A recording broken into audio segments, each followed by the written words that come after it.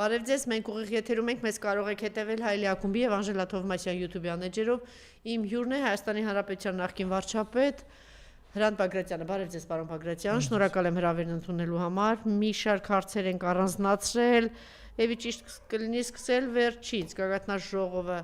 ավարտվեց 2-3 օր ընթանում էր Հայաստանի Հանրապետությունում։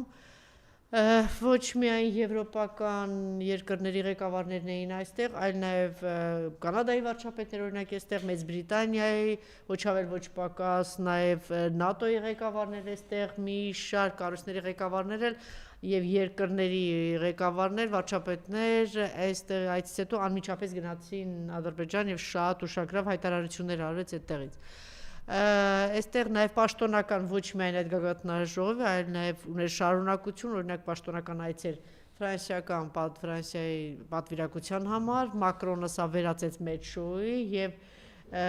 մի քանի ուշագրավ հայտարարություններ Մակրոնի կողմից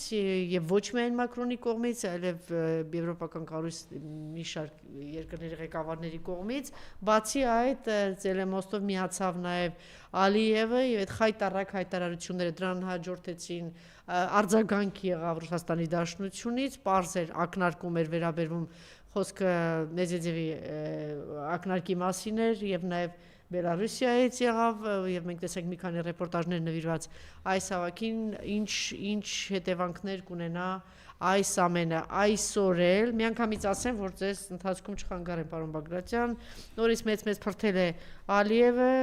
գլուխ չեն գովում գործ են անում թող մենք շարունակենք հետո նորից հեգնել է Ռուսաստանի Դաշնությանը ասելով որ մենք ծայրագավառից վերածվում ենք ինքնիշխան չնայած ինչքան ասում են ինքնիշխան երկիր այդքան պառկում են Թուրքիա եւ Ադրբեջանի տակ եւ տալիս են տարածքներ այսպես մեծ փրթել է սա ներկայացրել են որպես գեր բան չգիտեմ ինչ մեծ հաղթանակ նաեւ այն որ իբրև թե Ֆրանսիայի այսպիսի բան աննախադեպ չի եղել այդ աննախադեպը հիմա չգիտեմ Մակրոնն է սրանց սովորացրել թե ընձացրած նույն որակի նույն խմորի նույն տեսակի ըստ էության նույն տեսակի մարդիկ են ճիշտ ասած ինձ թվում էր գոնե հիգիենայի նկարագրի բանի առումով որոշակի տարբերություն կա բայց ես հրաժեշտի գգվանքները էմոցիաները տեսնելուց թե ինչպես բաժանվեցին օդանավակայանում չէ ավելի ճիշտ բանում արդեն ինքնաթիռի մոտ մեզ վարչապետն ու Ֆրանսիայի նախագահը ոնց բաժանվեցին ոնց որ հասկանում ես չէ մի շարք առումներով բավականին մեծ ընդհանրություններ կա այնպես որ չգիտեմ շատ հարցեր կա դուք խոսեք կամ գուցե ընթացքում ինչ որ բաներ կլինի կանդրադառնալ հա ասեցի որ սա աննախադեպ է բայց մինչդեռ 3-4 նախագահ Ֆրանսիայի միշտ եկել են Հայաստան Ֆրանսիա բարեկամական կապը Ֆրանսիայի բոլոր նախագահներն եղել են այստեղ բացի Ֆրանսուଆ Միտերանից այս ահա խնդրեմ Ինչ վտանգավոր բաներ կա այստեղ շեղում ասեմ այդ աննախադեպ բառը անդադ ասում են հայաստանյան իշխանությունները ես պիտի առաջարկեի հայոց բառաներից այդ բառը հանել մինչև նոր իշխանություն գա հետո նորից թույլատրել այդ բառը կիրառել որովհետև դա ստանդարտ բառ է առանց ամաչելի կիրառում են հիմա դուք եսպես հասկացա 4-ը հարց տվեցիք հա միանգամից դա եվրոպական քաղաքական խորհրդի նիստներ Եվրամիություն Հայաստան գագաթնաժողով Մակրոնի այցելությունը պաշտոնական պետական այցելությունը եւ Ալեն Սիմոնյանի մեկնաբանությունը այսքան բան հասկացա եւ նաեւ Ռուսաստանի կողմից կոպիտ արձագանքը այստեղ գրեմ նաեւ Ռուսաստանի արձագանքը եւ իհարկե նվերը որ աղետ ես իհարկե հուշում եմ իմ գործընկերը Զելենսկու այցնել սա մտածում էի հետո կտամ բայց կարող եք ավելացնել նաեւ այս խայտառակությունը իհարկե անպատասխան մնաց այն հարցը որ դուք ֆոսֆորայման եք զենք եք մատակարարել Ադրբեջանին մենք դա իհարկե ես կարծում եմ հայ ժողովուրդը դա երբեք չի մոռանա հատկապես որ Ուկրաինայում գիտեք չէ պատերազմից հետո միակ երկիրն էր որ պաստառներ էր շողշողում շնորհավորանքի Ադրբեջանի ժողովրդի խնդրեմ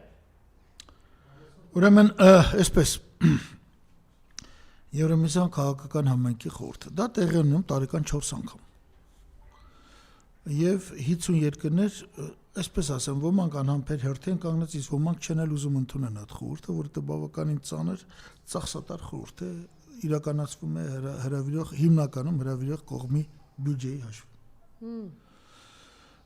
ինչ լիազորություն Եվրոպայի քաղաքական խորհուրդը առանձնապես ոչ մի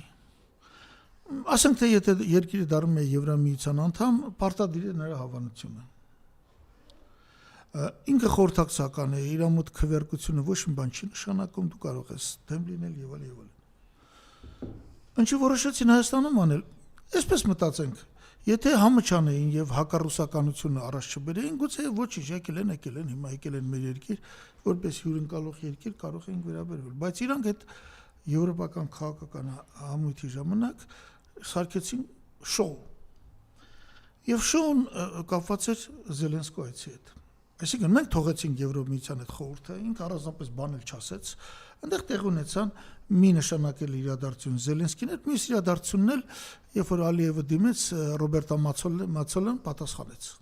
Նո, սա փոքրիկ բան է, որ ասեց մենք դեմոկրատական երկիր ենք, դրա համար ենք ընդունում, Հայաստանը դա կուլ տվեց, իսկ խոսքը նրա մասին է, որ նույնիսկ Եվրոպայի քաղաքական խորհուրդը, որը առանձնապես չի ուզում գլխացավանք ունենալ Հայաստանի հետ, որոշում էր ընդունել, որ ախպեր չեղավ, այս արցախցիները պիտի վերադառնան Արցախ։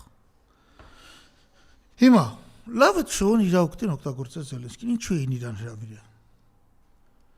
Իրանք ունեն հազարած ֆորմատ Զելենսկու հետ հանդիպելու ռազմական օգնություն ցույց տալու։ Այսինքն Զելենսկու այցելությամբ եվրոպական քաղաքական համայնքի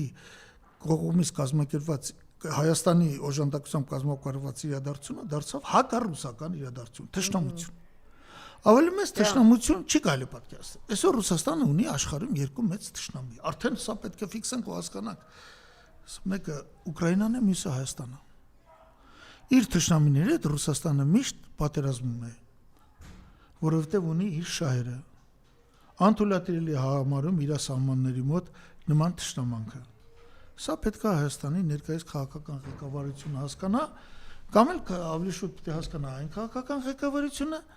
որը գա հունիսի 7-ի ընտրություններից։ Միտումնավոր չէր արվում այս ամեն ինչ, պարոն Բաղրատյան։ Դա միտումնավոր էր, այնպես չէր, որ Հայաստանը չէր հասկանում։ Հայաստանը պիտի ասեր, եթե դուք Զելենսկուն կանչում եք այստեղ, ես հրաժարվում եմ այդ քաղաքական բանի կազմակերպումից։ Ես գործ չունեմ դրա հետ։ Ես չեմ կարող, Հայաստանը պիտի ասեր, հանդուրժել իմ դաշնակցի նկատմամբ այդ գործողությունը։ Զելենսկին պատերազմում է բանի հետ Ռուսաստանի